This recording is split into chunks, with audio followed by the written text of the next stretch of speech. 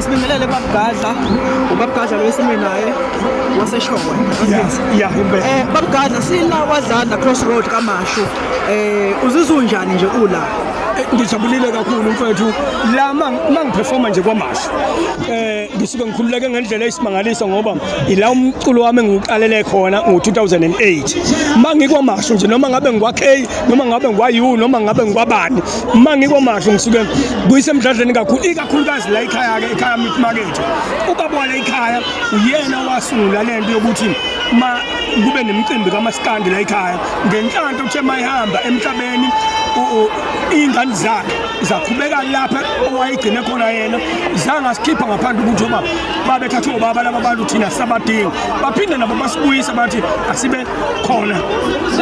Kuyabonakala uBabgadla bonakala nje ukudlala kwakhe stage abudlala nje una testing abanye abangenayo siyabona nje uBabgadla thina la siyingethe news uBabgadla usuthi umculo omdala sikwazi iziphi izinamba obhekana nazo emculweni njengamanje noma umuntu osafuna uqala umculo kamnikazi sebesuleke umculo mfethu emculweni inkinga lana emculweni kufuneka ubhale ngezinto mawubhala ingoma kufuneka ubhale ngezinto ezenzakalayo noma ngabe zimbi noma ngabe zinhle.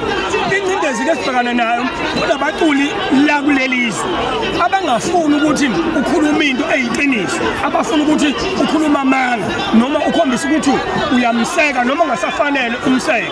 Iyona into ezolimaza lo mculo kaMaskandi ukuthi kufanele mawucula umculo kaMaskandi kufuneka wazi ukuthi kufuneka uncike ngaphi noma yini ongafanele uyisho noma yini okufanele uyisho. Kanti umculo kaMaskandi uthi asikhiphe yonke into eyiqiniso efihliwe kufuneka sikwazi ukuthi leyo nto siyikhulume njengoba injalo. Asikwazi ukuthi singavele sithule singakwazi ukukhuluma amaqiniso kufanele siwakhulume. Hawu asibongela kakhulu wayibeka uBabgadla la sicela ukubuza uBabgadla abantu abafisa ukuqasha amakhona abangakwazi because uyahamba zonke indawo abafisa ukuqasha mabona le video bengakuthinta kanjani enkundleni zokuxhumana nama contact details akho. Ama-contact details nje akhona bangangithinta kule nombolo ethi 073 5265 842 073 5265 842 iya WhatsApp leyo namba iyafoneleka futhi uVodacom ngiyakwazi ukuthi umuntu angiqashe kuyona. Hawu sibonge uBabgadla sibonge.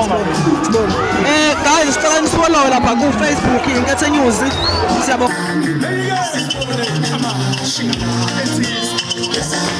Come on.